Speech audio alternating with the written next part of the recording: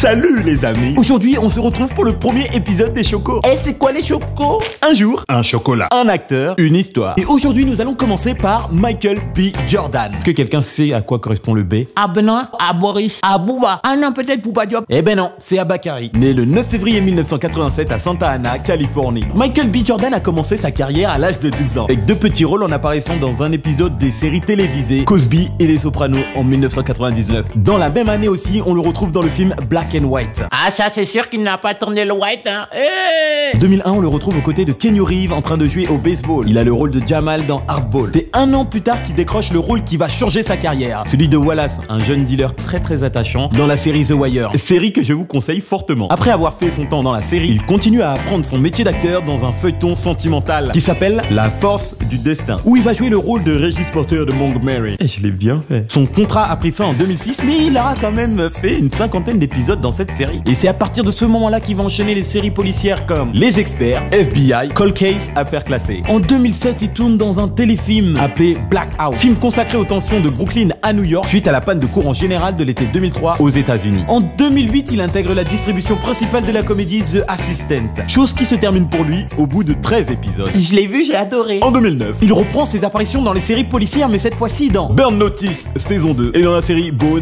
saison 5. Il embraye aussitôt avec un rôle dans la saison 4 de la série sportive dramatique Friday Night Lights. Il va incarner Vince Howard qui s'impose comme pilier de cette nouvelle promotion. Il reste jusqu'à la saison 5, fin de la série qui prend fin en 2011. À côté de ça, en 2010, il participe au 15e épisode de la 9e saison de New York Section Criminelle. On lui confie également un rôle récurrent dans la comédie dramatique familiale Parenthood, où il va incarner pendant 16 épisodes le rôle d'Alex, un jeune homme tout droit sorti d'un milieu défavorisé. Et pour finir, il apparaît dans 2 épisodes de la 3e et dernière saison de Lie to Me. J'adore cette série. Et c'est en 2012 que tout change pour lui, car il va décrocher son rôle de guest dans une série très exposée, en jouant un patient de la dernière saison de Dr House. Il enfile enfin son rôle principal, tout d'abord dans Red Trail, un film très émouvant produit par George Lucas, mais surtout dans Chronicle. Alors ce qu'il faut savoir, c'est que Chronicle a été un succès critique et commercial, mais ça a été une surprise, car cette année, c'est ce qui lui a permis de se placer parmi les acteurs à suivre, ce qui confirme l'année suivante en étant l'acteur principal du drame indépendant Futival Station. Alors les amis, Futival Station, je vous invite à le regarder, mais vraiment, genre quand vous êtes posé,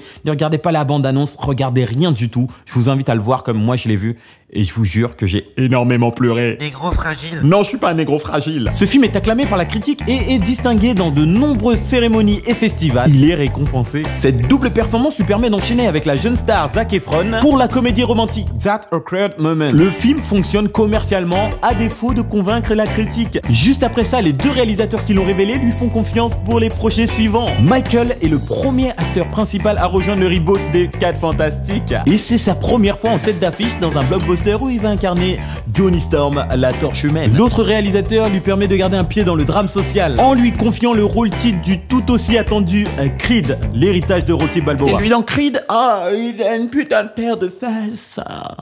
Ce choco touche à sa fin, je vous dis à demain pour la prochaine vidéo. Ciao. Et les amis, on va le retrouver plus tard aussi dans Creed 2 et dans Black Panthers aussi. Allez, abonne-toi.